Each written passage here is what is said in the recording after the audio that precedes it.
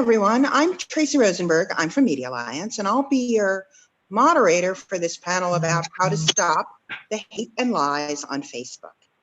We have a great panel for you, and you'll be hearing from Jeff Chester of the Center for Digital Democracy, Carmen Scurato from Free Press and the Change the Terms Coalition, Fadi from Avaaz, and Andrea Buffa from the Protest Facebook Coalition. Online hate speech and incitements to violence, as well as disinformation about public health and voting, have been all over the world's biggest social media platform, endangering vulnerable people, fracturing movements, and preventing any kind of real dialogue. Pressure is increasing on Facebook. There's widespread horror over posts encouraging violence against police brutality, protesters, and not just from our orange-haired leader. Advertisers are starting to leave, employees are rising up. In response to this, Facebook has made some gestures like a somewhat toothless oversight board, meetings with civil rights groups that left those groups saying, Zuckerberg, he doesn't get it, and promises to reconsider and rethink what they're doing. But what they're doing is basically nothing. There is nothing remotely responsive to the scale of the problem. In frustration, a hashtag delete Facebook movement has sprung up. But given Facebook's penetration into our lives as they track us about the web and ubiquitous tagging by friends and acquaintances every time we go to a barbecue or a baby is born, we can only partially remove it from our lives. And even if we do, the impact of billions of users having their personal preferences weaponized for profit is still felt. It's felt in our movements, it's felt in our families, and it's felt at the ballot box, and it's felt on the street. This is a collective problem, and individual solutions only take us so far. Second thing that I want to say is that many of us, especially those of us who have been involved with the alternative media movement for years, have fears about tech companies determining what's true and what's not true, and cutting off information sources that are alternative or not mainstream. Some of Facebook's past kind of lame fact-checking efforts have choked off traffic for independent news sites and created problems. So in facing this blizzard of disinformation, the slippery slope of censorship is kind of always present, but that doesn't mean that we can fail to act. So what we're gonna do is we're gonna start off with Jeff Chester, who's been studying advertising and social media for years. Jeff, can you explain to us some of the techniques that Facebook, among other platforms, uses to promote the virality of bad information, fake information, false information, manipulate who sees what, and promote deceptive advertisements? First, I want to thank Media Alliance and Global Exchange and all your allies for this incredibly important frontline work that you're doing. As you said, it's going to take multiple efforts, multiple global efforts to try to reconstruct what our digital media system should look like if it's going to serve the public and serve democracy. I've actually been so this is the good news and the bad news, shows you how lack of success. I've been fighting Facebook since 2007. And when they released their first ad product, which was called Beacon, for any of you history majors, and there was a pushback on privacy, they created their basic way they handle political pressure. They go to the limit, there's pushback, they say they're sorry, they'll study it, and they continue to do basically what they want to do. And that's one thing that is true about Facebook and also about Google, is that every day Facebook is working to expand the power it has over our lives. It is truly a unique and frightening phenomenon. And part of that problem is the business model that Google, first Google and then Facebook, really pioneered, and which is now everywhere, in every other country, even competitors replicate the Facebook model. So let me just tell you what Facebook, of course, has been opposed to any privacy regulation, which is why we have no privacy regulation in the United States. Facebook has been opposed to any advertising regulation, federal privacy legislation.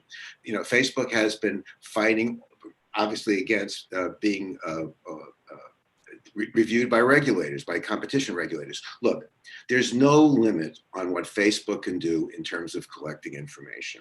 And see, what the so-called mad genius of the Trump campaign in 2016, as you know, is they hired a regular marketing person, Brad Pascal, to run the campaign. And Brad said, unlike the insiders from the political campaign world, hey, you can do anything on Facebook. Because there are no limits, there are no rules in what you can do with data and how that data can be leveraged to influence the individual and collective behaviors of the public. And that's what Pascal did, and that's what they're doing every day now on Facebook. And if you go to the Facebook ad library, which I'm sure you're all have been doing, and you look at the Trump campaign, you will see the kind of unique testing it is doing to really hone in and send these manipulative and very harmful messages to very targeted groups and to kind of hone all that. So look, there's just very quickly, in terms of answering your questions, there's no limits in how Facebook can collect and use cross-device data. They have your mobile phone data, they have your gaming data, they have your app data, they have your platform data. They have all your geolocation. They can use that data in any way, which they do to create that targeting profile. And they analyze that. There's no limits in what kind of an analysis they can do. What are your fears? What are your worries? What are your concerns? What are your interests? All that information is continually collected and analyzed to deliver what they call actionable insights. There's no limits on all the techniques they can use to create advertising and marketing that really influences the unconscious, subconscious mind, which is why Facebook's been doing neuromarketing and biometrics and other kinds of digital advertising services that are designed to get our emotions to work versus our consciousness. There's no limits on how they can test those ads, is what the Trump campaign represents, to make sure that they are truly honed and individualized and work effectively on every platform and every application. And critically, and political campaigns are using this now, there's no limits on how they can apply cutting edge technology to all of these things already in place. Facebook is a pioneer in creating algorithms that use artificial intelligence and machine learning to determine in advance what is the most effective message to persuade, change an individual's behavior. And for our colleagues looking at Facebook IQ, which is the part of Facebook that's set up for advertising research, look at the case studies on Facebook IQ, look at Facebook's marketing science division, which is really the heart of what their vision is for the company, and look at Facebook for Business. Look at the case studies, Facebook for Business. They've now pulled off the case studies on their political campaigns.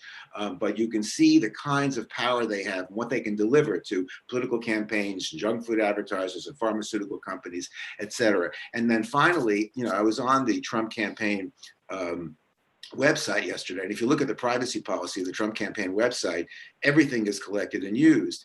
But it says for those in California, you have certain privacy rights. And you can find out what third parties we're sharing information with. So I think there's an opportunity here for you guys to come in and create an effort that really forces the Trump campaign to identify what third parties are being shared that data, and including what Facebook's doing with it. I'll stop there. Thank you so much, Jeff. And it sounds like you've given us some homework here, which is wonderful. So we're going to turn to Carmen Scurato with the Change the Terms Coalition and Free Press. Hi, Carmen. So in many cases, these platforms, and Facebook in particular, has told us that they are simply helpless in the face of viral disinformation, hate speech, incitement to violence, that there's nothing they can do, basically. Change the Terms very specifically rejects that and says there's a whole bunch that you guys can do. Tell us what you think that Facebook can do right now and is choosing not to. Thank you, Tracy, for that question. And again, thank you for having me on this really important conversation. You're absolutely right. The companies are not helpless. And in fact, they have all the power and the resources they need to do better. And with Facebook, I can't help but just think about what Jeff said about how it's the business model, how there's no limits on what they can do. And that also brings to mind, there's a book by Siva Vayanathan called Anti-Social Media. And in it, he just says the problem with Facebook is Facebook, and that all the problems that Facebook amplifies and intensifies are because Facebook is working exactly the way it's supposed to. So it works on engagement, so it amplifies hate, and it becomes this catalyst for disinformation, which is just exactly what's happening now. So Facebook is sitting here and they're profiting off of hate, and they're profiting exactly what you said, off of the weaponization of its platform against people of color. So this is not just a problem from the last few weeks. This is a problem that has been going on for the last few years. And so what we've been doing at Free Press and through our work in the Change the Terms Coalition is asking Facebook to enforce its own policies. And so Free Press is one of the co-founders of the Change the Terms Coalition, and we're made up of over 50 racial and social justice organizations. We launched this effort over a year and a half ago in October of 2018 with a set of model terms of service and corporate policies that these online platforms like Facebook can use that are designed to curb hate online. And there are several recommendations that you can find. They're all on the changetheterms.org website. Some examples include just equitable enforcement of their policies, greater transparency, and we also ask them for better training and better resources for content moderators. So this coalition, it was really brought together because what we saw and what we continue to see is that white supremacists are manipulating these platforms. They're using these platforms to amplify hate. They're using them to organize, to fundraise. And this normalizes the racism, sexism, bigotry, and xenophobia that they spew out. And this needs to stop. So as long, these are longstanding problems. And, what's been happening these last few weeks clearly shows you that Facebook's leadership is just on the wrong side of history. Tracy, I think you just said it at the beginning, like Zuck just doesn't get it, right? Yes. And we've seen Facebook employees stage virtual walkouts. And just a couple of days ago, some Facebook content moderators posted this open letter on Medium to Mark Zuckerberg, just urging him to reconsider his content moderation decisions. They're on the front lines and they're saying, this doesn't seem right. We understand these policies.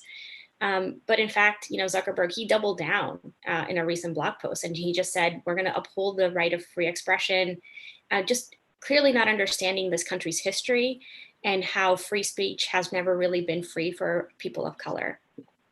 So really, I do want to answer your question, which is what can Facebook do right now? And I really think that on a very basic level, they should just apply their community standards to the president and to other politicians. They should take down content that glorifies violence, and they should take down content that leads to voter suppression. They really need to truly commit to removing dangerous hate and disinformation from their platform. And it's because these things are really putting the lives of people in our country in very serious and real danger. Okay, thank you so much, Carmen. We're going to move on to Fadi Karan, who is the campaigns director at Avaaz.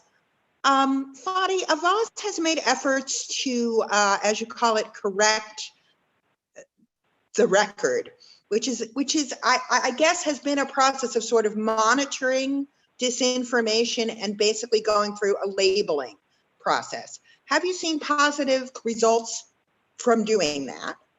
And is it possible to do it at scale, given that we have, 2.3 billion users on Facebook and growing internationally? Do you think that sort of correcting the record is a model that can really tackle viral disinformation? And if so, why and how? That's a great question. Hi. Hey, thank you for having me on the call. And that's a very important question. And I want to say a little bit about how we got to that solution. So Avaaz is an online kind of global civic movement with 62 million subscribers. And I don't want to be campaigning against Facebook, largely because there are more important issues, climate change, human rights, gender equality. There's so many issues that are important to the world today. And yet the way we function is democratic. So we ask our members, what are the key issues you want us to campaign around? And what we have been seeing is that consistently for all the battles we care about, whether we're fighting against climate change, whether we're fighting for gender equality, disinformation and the toxicity of Facebook and other social media platforms is making the struggle for all of these other issues, anti-racism and so forth, much more difficult. So it has become a necessity to fix Facebook, to solve this problem. And what we began doing in terms of thinking about this is speaking to experts. How can we as people influence this social media behemoth? And what solutions are effective and possible? And that's where we came Correct the Record as part of a kind of three-pronged solution largely. Number one, the idea of Correct the Record is simple. And we have the same type of regulatory protections for the financial sector, where if someone, let's say, puts out something that is false about a specific product or about specific shares, there needs to be a correction. In the press, it's the same thing. Most journalism, most journalists, most newspapers, if there's a mistake, they put a correction out. Technically, we know that it is possible for Facebook, once they detect disinformation, let's talk about the Russian disinformation campaign 2016 that they detected, they could tell every single person who was targeted by that campaign, who was exposed to that content, they can give them a notification saying, sorry, you saw this post, we found that this was led by XYZ, here's a correction from PolitiFact or Snopes. And doing that, and independent studies run at, from MIT and a study run by professors at George Washington University and others, it shows that simply showing users these corrections, these fact checks, can decrease the amount of people that believe misinformation by up to 50%, maybe more. And where I want to go with this is also to say that our recent research by Avaaz shows that when it comes to COVID-19, when it comes to this pandemic, the research is still ongoing, but what we're seeing is that 83% of Americans have seen at least one piece of misinformation about the pandemic and harmful misinformation. And where have they seen the majority of this? On Facebook. And so consequently, and then we ask, well, Facebook has done this huge PR push about its policies to fight the pandemic and so forth. But what we find is very few people have seen corrections to this harmful misinformation. But correcting the record is an important and urgent first step that Facebook can do today, that we know from working and speaking with Facebook that it is possible, it is scalable. It's not about correcting the record, is not about correcting what your crazy uncle posts on Facebook that has 3 likes. It's about a lot of viral misinformation content that reaches thousands of people that is flagged by fact checkers and fact checked. They could respond to that. But again, that's one part. The other thing they need to do is connected to what other speakers have said, which is detoxing their algorithm. The algorithm today is designed essentially to pull people's data, to monetize people's data, to keep people online. That's why it's stoking outrage. It learns to do that essentially, and it can be redesigned to be more humane. It can be redesigned to provide more healthy content instead of abusive content. And the platform can also fix that if they choose to do so. The platform won't do neither, and I think we can go into more detail in this conversation. It won't do neither without pressure and likely without the regulation, and that's where our role comes in. Absolutely. Okay, so I see some questions piling up in the chat, and we will be getting to them shortly, but we have one more panelist. Andrea Buffa is with the Protest Facebook Coalition, which is a local coalition, a partnership between Global Exchange and Media Alliance, which has been trying to sort of challenge Facebook right here at home in the Bay Area. So Andrea, what does the Protest Facebook Coalition propose doing in Facebook's backyard to create pressure for change? We're right here, they're right here. We are their users, we are their product. What can we really do to sort of change the sort of what seems to be kind of a current stalemate right now? We know what the problem is and they're not responding. How do we change that? Well, first I want to say that this seems like forever ago, but last October, Mark Zuckerberg made an announcement that advertisements by political campaigns and politicians were going to be exempt from Facebook's community standards and from their fact checking, which meant there would be freedom to lie and spread hate and misinformation on Facebook by advertisements by politicians and political campaigns. So it seems like forever ago that people were totally outraged about that, because there are so many things to be outraged about since then. But that sparked a bunch of fed up Facebook users, I'm one of them, to join together with human rights organizations and pro-democracy organizations and corporate campaigners based in the San Francisco Bay Area, because we said, Facebook is in our backyard. The headquarters is in Menlo Park.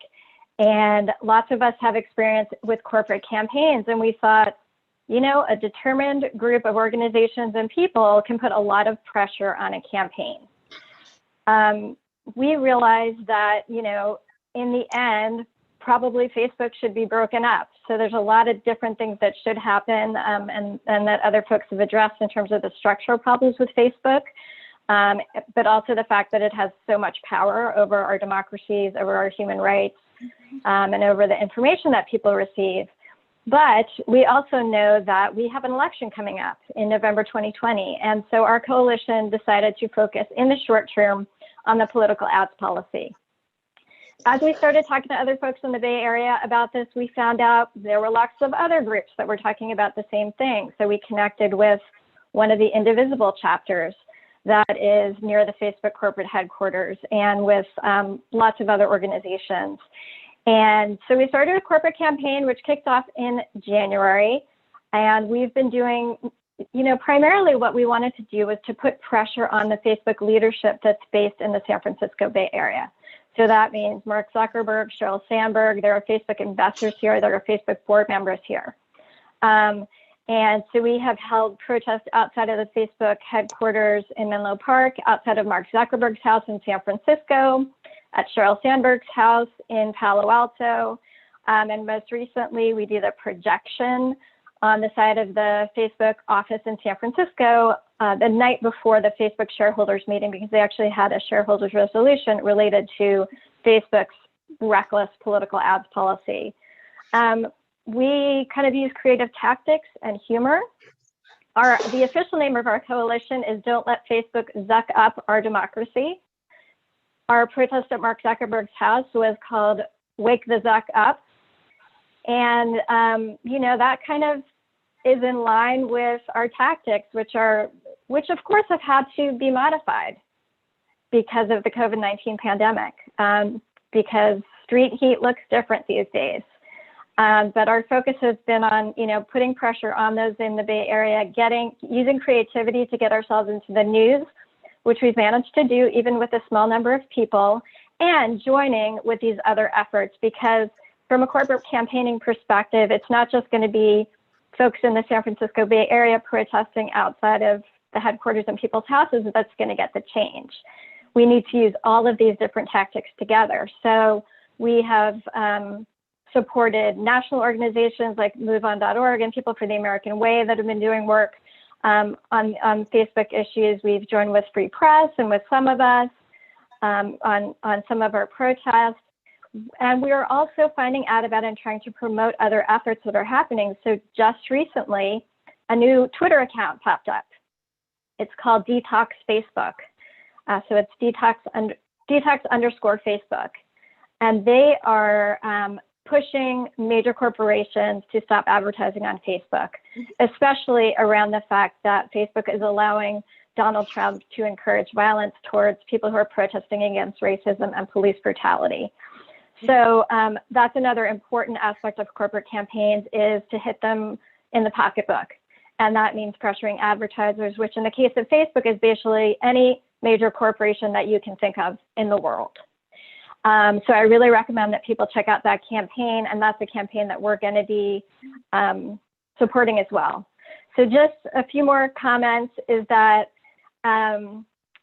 I also just found out about a protest that's happening in Silicon Valley on Friday.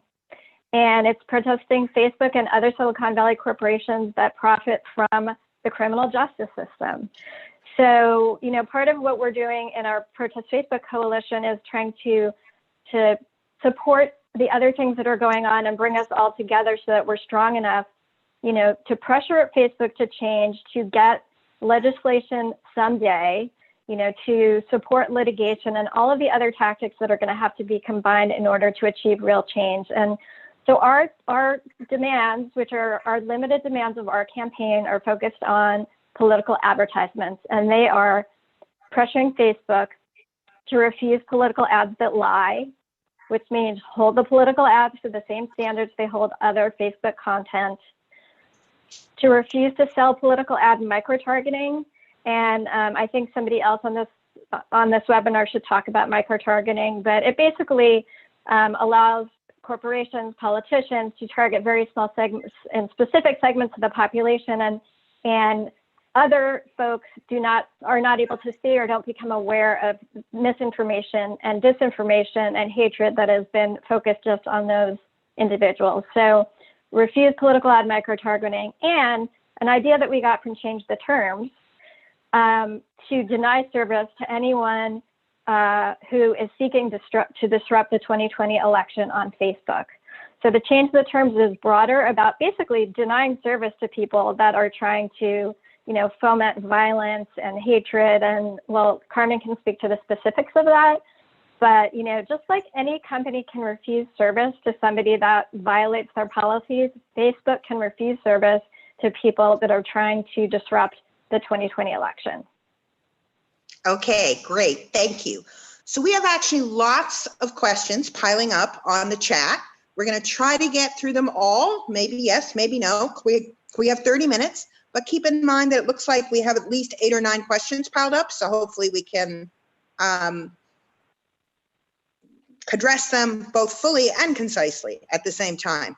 First of all, there were lots of questions about whether this webinar is being recorded and if it can be watched afterwards or forwarded. So let me just say that this website is being live streamed on the Facebook pages of Global Exchange and of Media Alliance. You can watch it in either location. We hope to have it up on YouTube as well.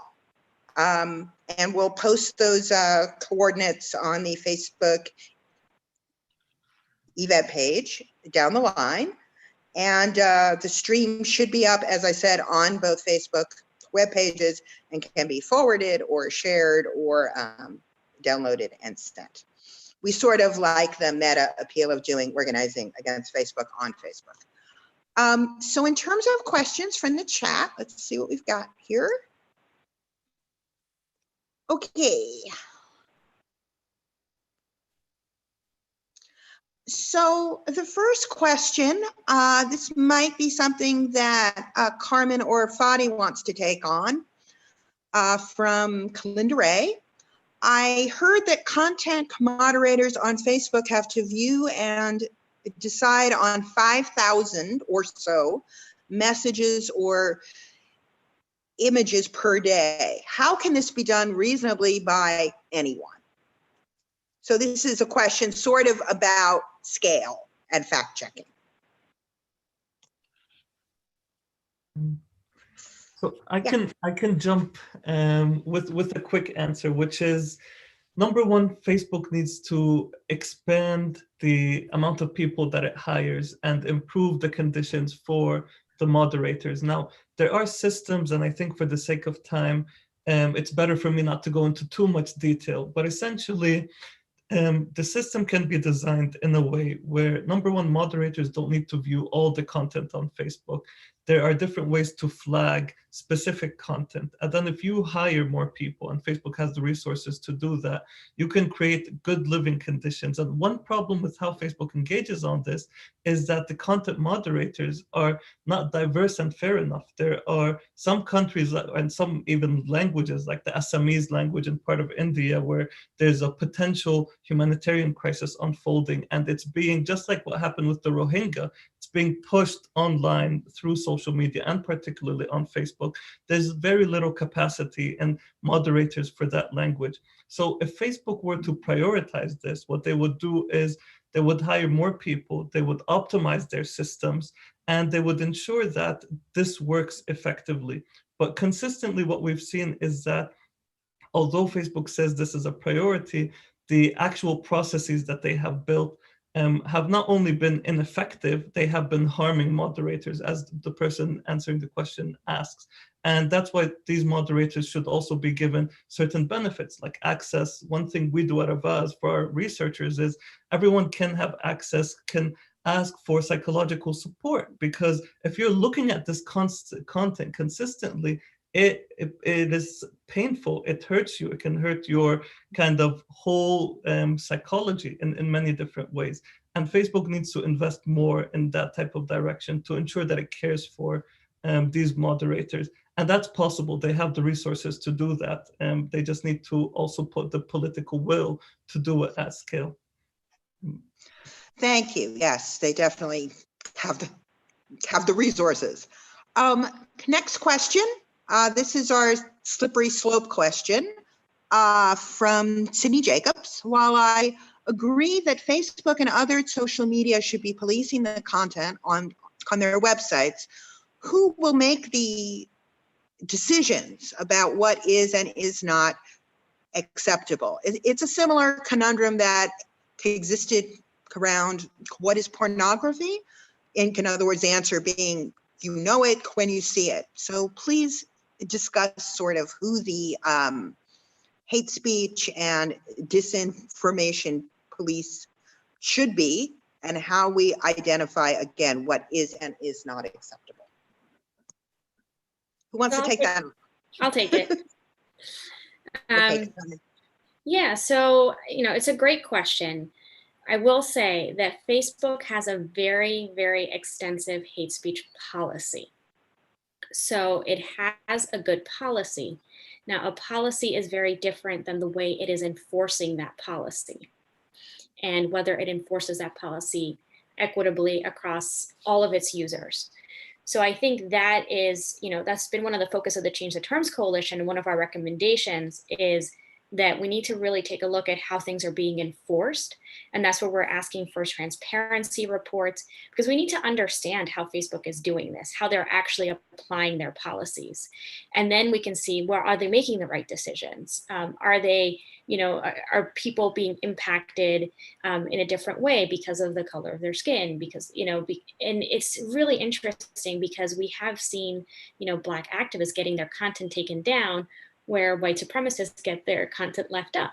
So why is that? And I think we need to dig deeper into, again, the enforcement of these policies. And kind of going back to what Fadi was saying, I completely agree with the content moderators and that Facebook needs to do better.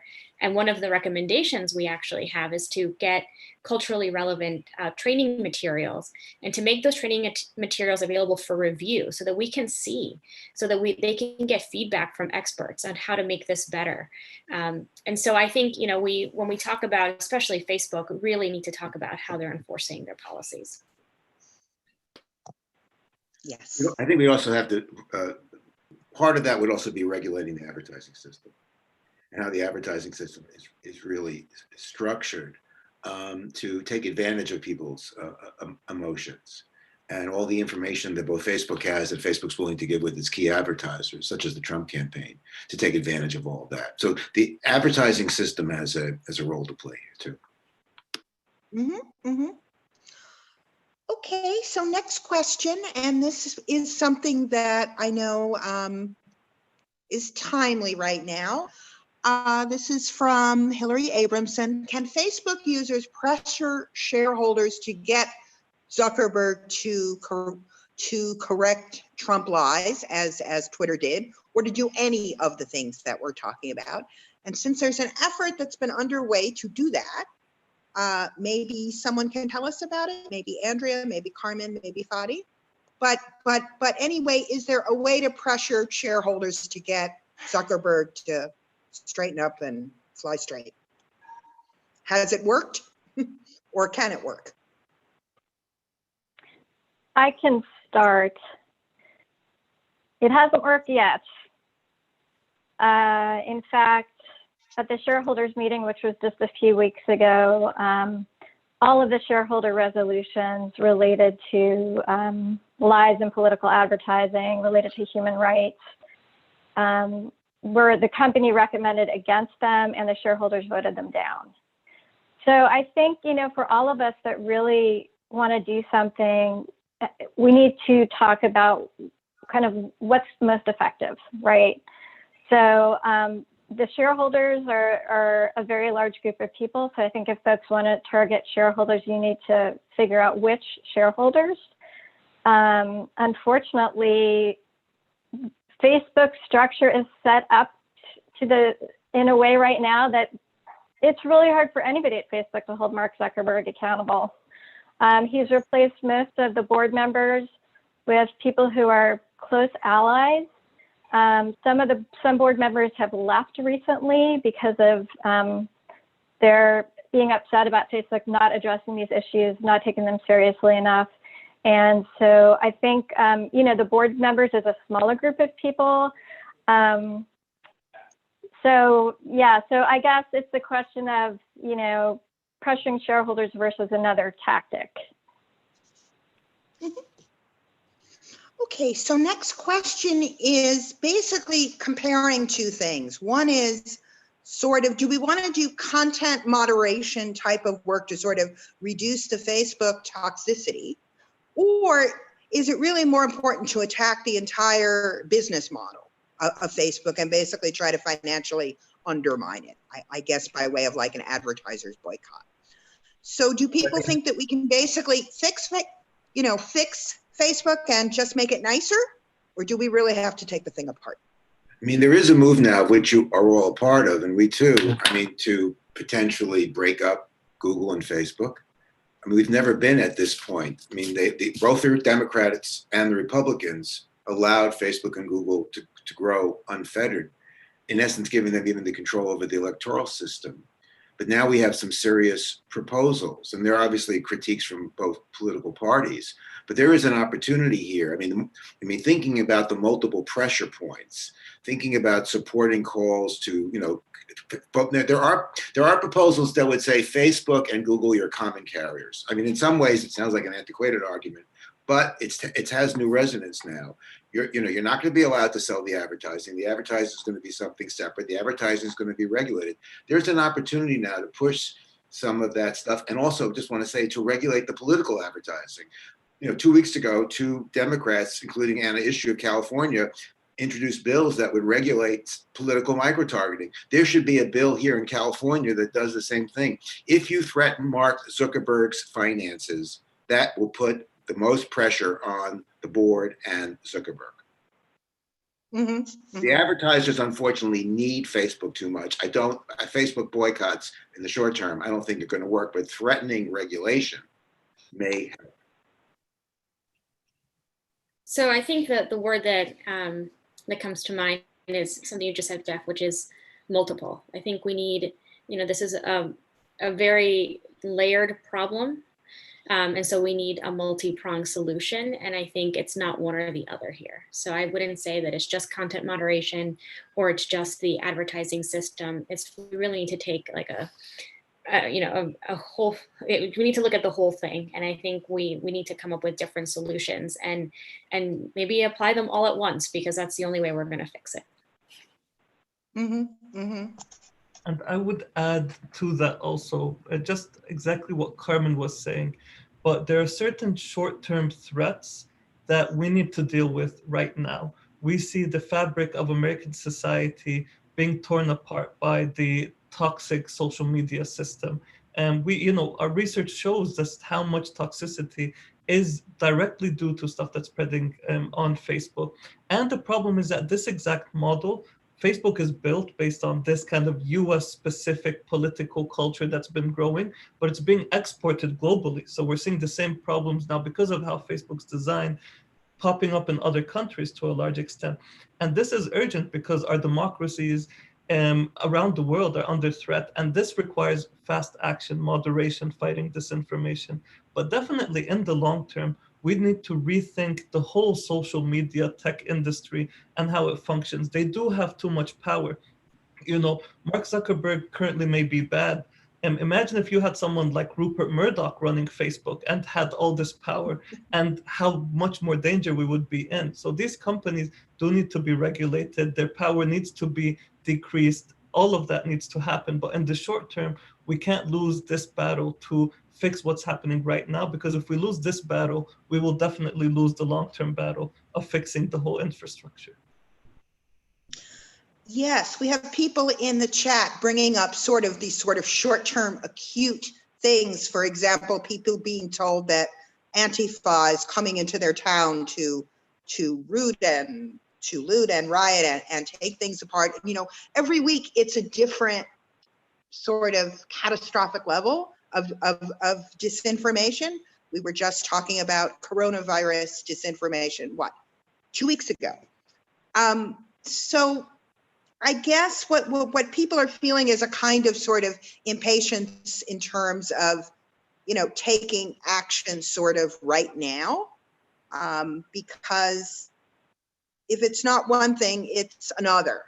We're sort of, you know, facing a sort of sensationalist whipping of the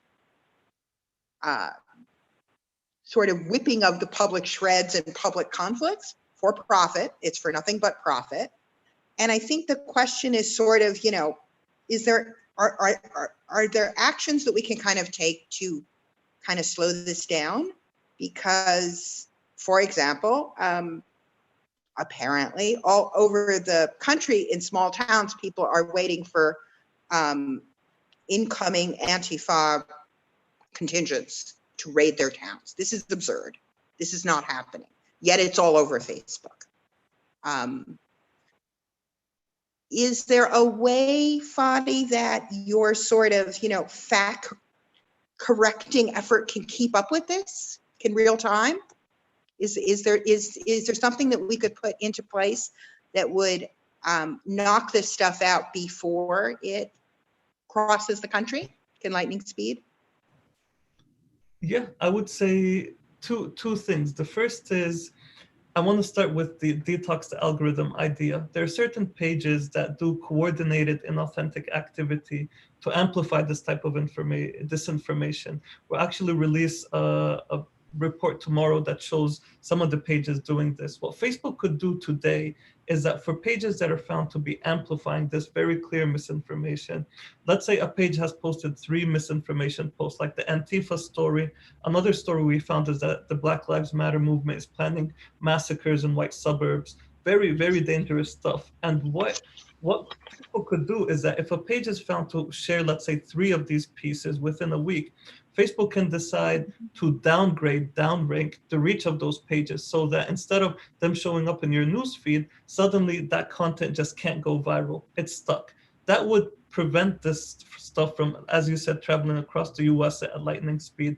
And then for the people who see it, of course, you know, Facebook may not be able to downrank these pages fast enough, but for the people who see it, Facebook can also just send them a notification saying, hey, you saw this post about this, like, Antifa placing bricks in downtown, I don't know, Oregon or something, in downtown like New York City or something like that. And this post was proven to be false, and 1, 2, 3, 4, 5. And that would build resilience within the American public.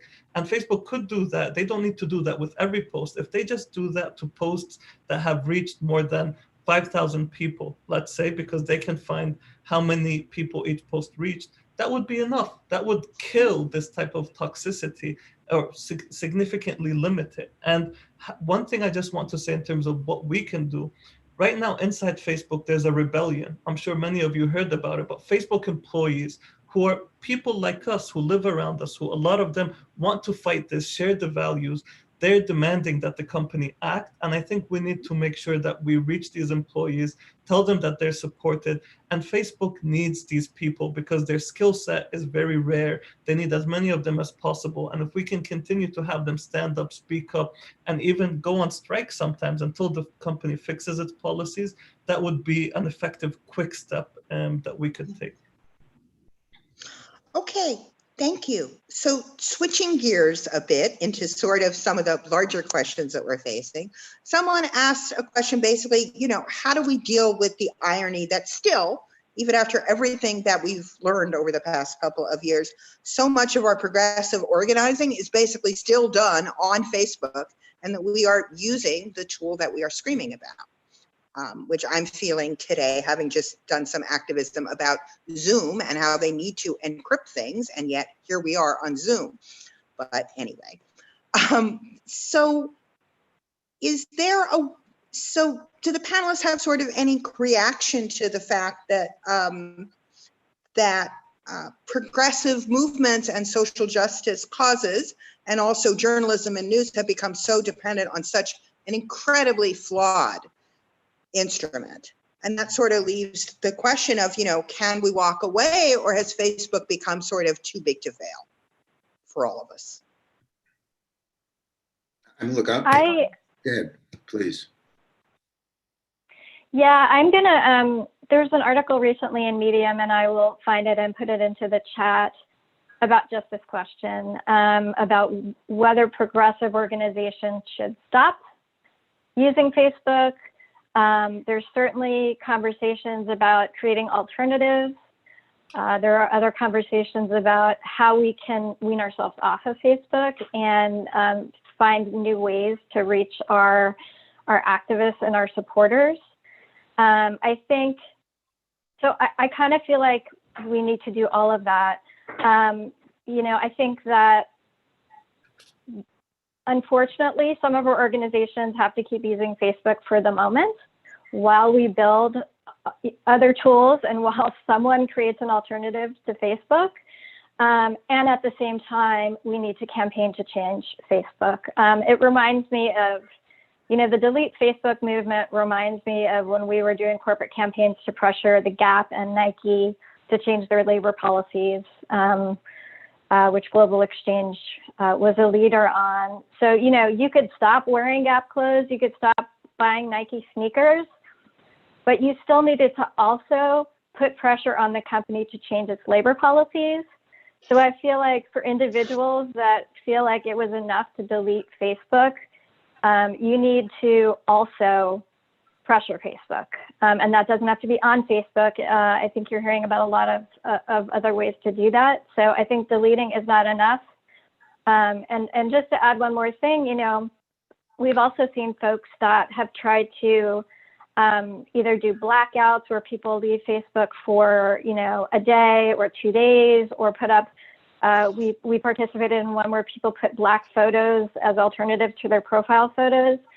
But when you're talking about more than 2 billion people, it is very hard to be noticed. So those are a few thoughts. Can I add something? I mean, progressives needed to have done this 30 years ago, but the increasing availability of 5G and how the spectrum is changing and what that will mean, it's all going to be commercialized.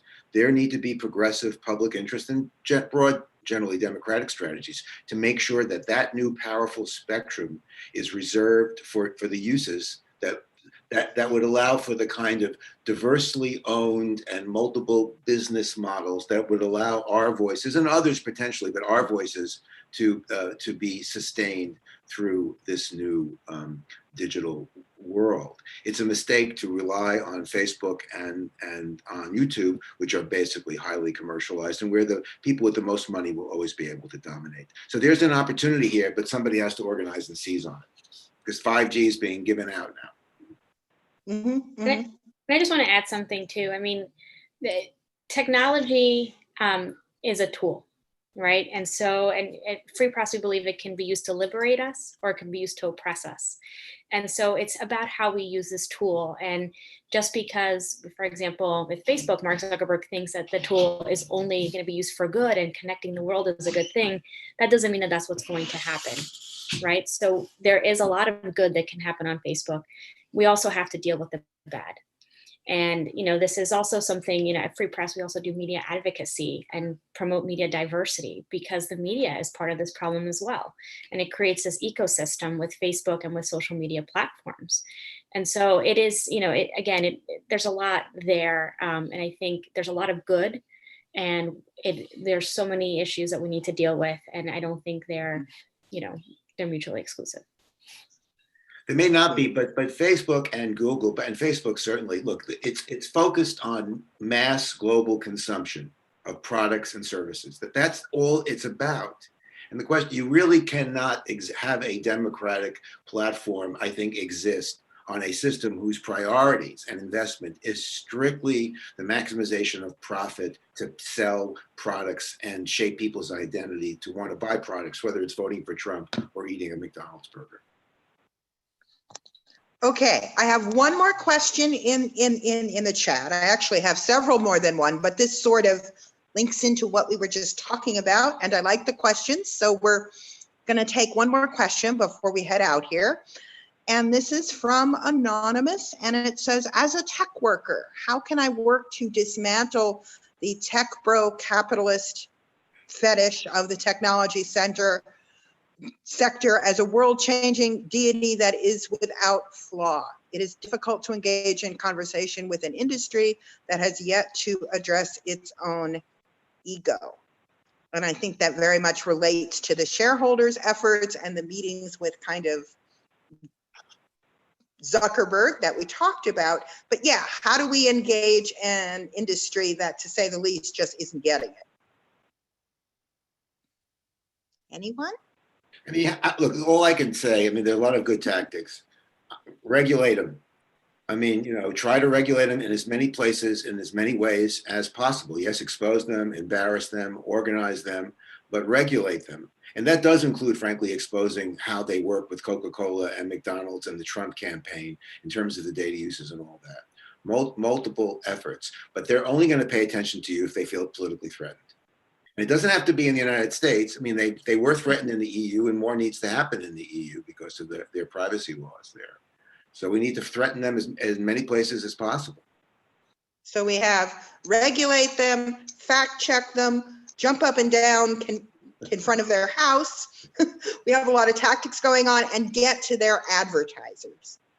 Anything else? I think also, before you put in as a closing comment? Well, for this person who's a tech worker, I am not a tech worker, and you probably understand the culture of tech workers better than I do. And so you are probably better at figuring out how to influence those people.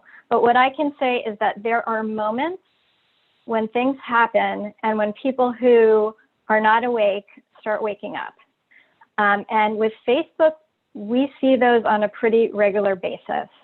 So the fact that the Facebook workers were so enraged by Donald Trump's tweet promoting violence in response to protests against racism, was one of those moments. And so I think we need to do whatever we can when those moments occur to amplify them and to support the people who are putting them out. And, for those of us, and there are many of us who know people who work at Facebook, to have conversations with them and encourage them to speak out, because they do have a lot of power.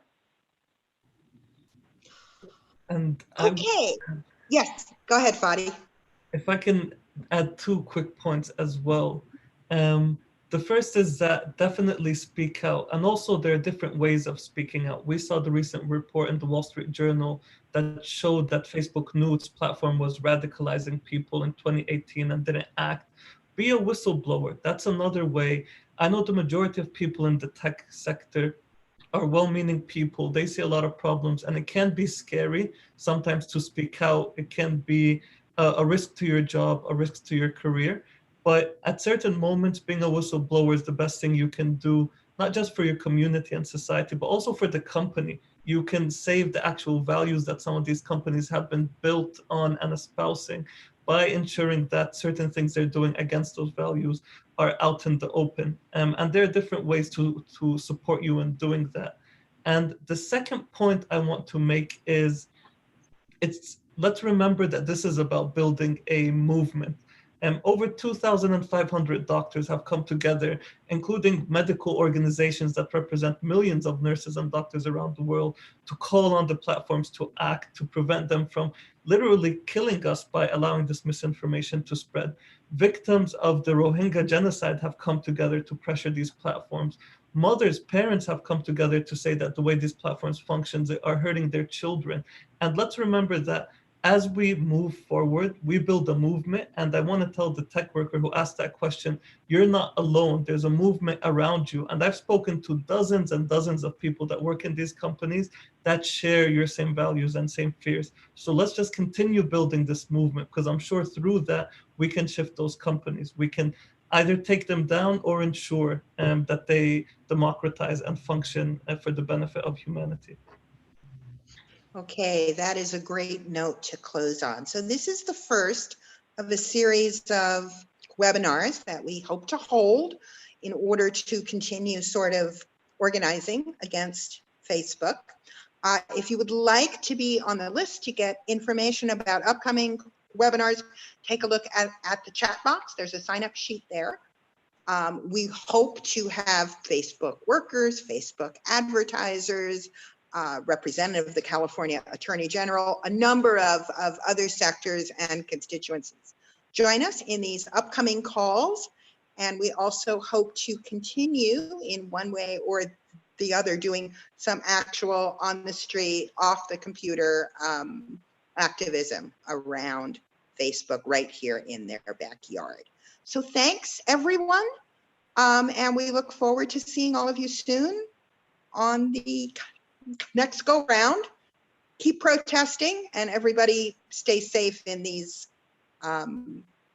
tumultuous and powerful and emotionally draining times that we are going through. Thank you, everyone. And goodbye. Thank you.